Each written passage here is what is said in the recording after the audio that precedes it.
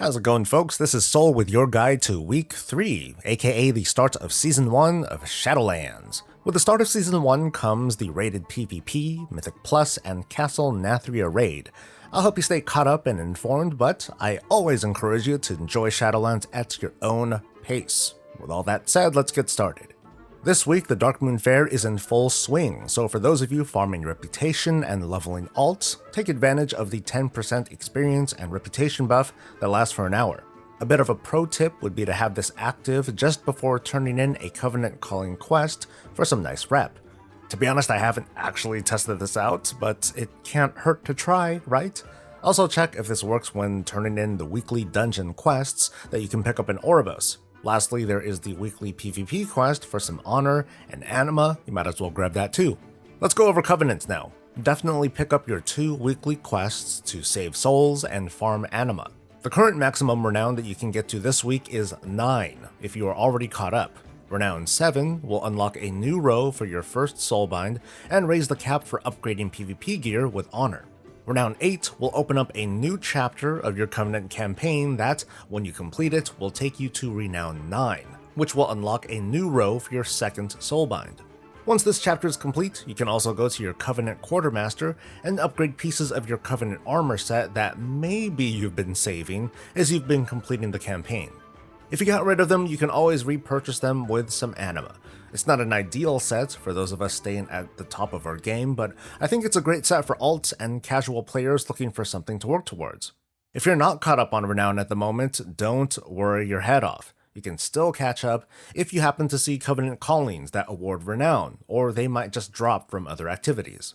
If you're like me and have been upgrading your Covenant Sanctum upgrades pretty much whenever possible, you might be disappointed to learn that even after completing your weekly quest for souls, you'll have nothing to upgrade. And even then, the week after that, you still won't have enough to upgrade your Covenant activity if you're interested in that.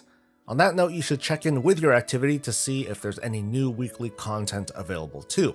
But throughout this week, consider your next move. Do you want to put souls into your travel network, your conductor, or your mission table next week? Or do you want to wait even longer so you can upgrade your activity? As for what I'm gonna do, well, guess I'll let you know in a week. It gets a little murky here. At this point, many of us are branching off in different directions and will unlock certain things faster than others, but keep in mind that eventually we'll all end up in the same place at the end. Now let's head over to the Maw and Torghast. If you've been keeping at it, you've been slowly unlocking more daily content by repping up with a Venari. And if you haven't been getting blasted in the face, you should have the Stygia to purchase some of those snazzy upgrades, including the grappling hook / hookshot / Spider-Man thing. Best thing to suggest here is to just make sure that you're keeping at it, and to make sure that you complete the Jailer event that pops up for a chance at gear each week. But in Torghast, you're going to do some work. We've seen 4 out of the 6 available cell blocks, so logic dictates that this week you'll get to dive into Skold's Halls and Coldheart Interstitia. Not only that, but layers 4 through 6 are now available, bringing forth new challenges, tougher mob scaling, maybe legendaries that you've been waiting for, and of course, more of that soul ash. This week, a total of 970 ash is up for grabs if you climb your way to layer 6 and complete both cell blocks at that level, which will take a minimum of 4 climbs. The new difficulties and cell blocks also gives a chance at additional followers for adventures. Once again, it's not guaranteed, but keep an eye out for friendly faces during your climb. You might take one home this week. There may also be an extra quest that pops up to help a friend escape Torghast, which may also award additional soul ash, but don't hold me to that.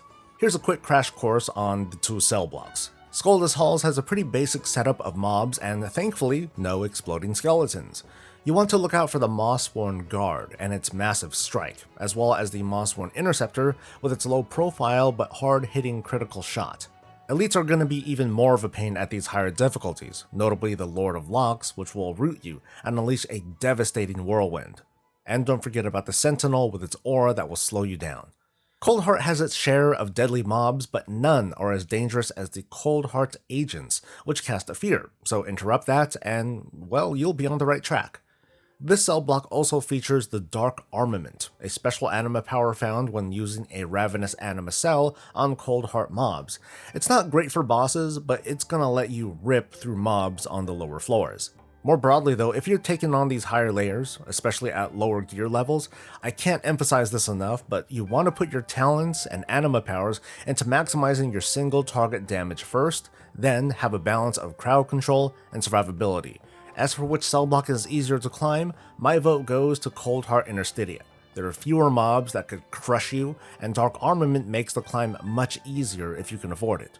And circling back to what's brand spanking new this week, the Great Vault should be ready to start awarding credit to your season activities. You can track the progress by going to the vault itself in Oribos, where the bank is located. By defeating raid bosses, clearing Mythic Plus dungeons, and fighting in raided PvP, you'll open up chances to select a single piece of loot from the vault the following week. All of this is added to the buffet of activities in Shadowlands: world quest content, conduits and legendary farming, anima farming for cosmetics, material farming for crafted items and your Covenant Sanctum activity, honor and conquest farming, the gauntlet that is building up your Mythic Plus experience, and of course, Castle Nathria. It's a massive chunk of progression and casual content, and I hope this guide helped to make it clear. Once again, here's my Twitch channel on screen if you want to drop by. You'll definitely see me if realms are up, and company is always welcome.